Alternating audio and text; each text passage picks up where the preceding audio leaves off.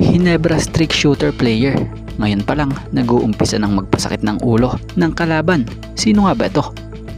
At parusa kay Cliff Hodge at maging sa mga nasangkot sa gulo. Damay pati referee. So ano nga ba ang mga parusang kanilang inabot?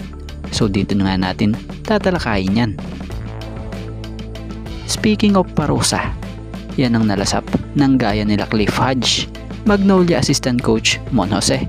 At balitay may referee ding nakatikim ng parusa dahil sa nangyaring gulo at pagkukulang sa tawagan. About muna kay Cliff Hodge, batay sa report, napatawan ng multang 100,000 pesos at 1 game suspension.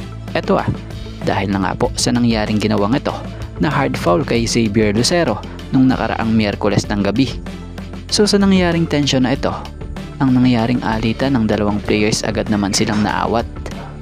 So bukod kay Cliff Hodge, balitay napatawan din ng parusa ang dalawang referee sa larong iyon, na kung saan ay sinuspende ng PBA ang dalawang referee matapos di umano hindi tawagan ng F2 si Cliff Hodge. So bukod dyan pinatawan din ng 20,000 pesos na multa at isang laro na multa itong si Magnolia assistant coach Mon Jose dahil sa pakipag-alitan kay Hodge kung saan na-headbutt pa nito. So batay sa report pinagsibihan nitong si Kume itong sila Cliff Hodge at Magnolia assistant coach Mon Jose na dapat kontrolin nila lagi ang kanilang galit. At about naman dito sa player ng Ginebra na streak shooter. So sa nangyari nga pong game ng Ginebra kontra Phoenix noong isang gabi, nakuha ng Barangay Ginebra San Miguel ang kanilang back-to-back win sa kasalukuyang elimination na nagaganap dito sa PBA Philippine Cup.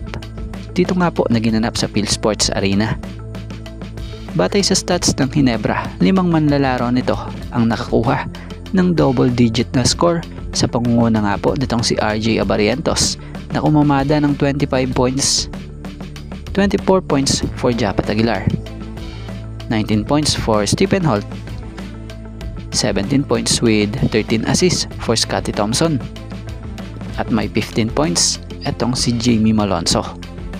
So sa nangyaring larong ito muli na namang nag-stand out ang laro ni RJ Abarientos na kung saan ay nagpaka-offensive machine gunner nga siya ng team. Streak shooter from the perimeter and beyond the arc, yan ang binanatan ni RJ. So malaking tulong talaga si RJ Abarientos sa team ng Ginebra. Kung titingnan mo, sobrang bata pa nito. Mas gagaling pa nga at pipino pa nga po ang laro nito kapag naging veterano na.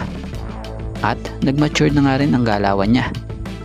Kahit na nga minsan may mga lapses sa galaw niya, pero di makakaila na threat talaga siya from the outside kontra sa kalaban. Ika nga, small but terrible. So mahaba-haba pa nga po ang tatahakin nitong karir sa PBA dito nga po sa team ng Ginebra kung tuluyang healthy lang palagi ang kanyang kondisyon at malayo sa injury. So for sure, sa mga susunod na taon, isa na din ito sa mga bubuhat ng koponan ng Barangay Ginebra bilang isang clutch player ng team.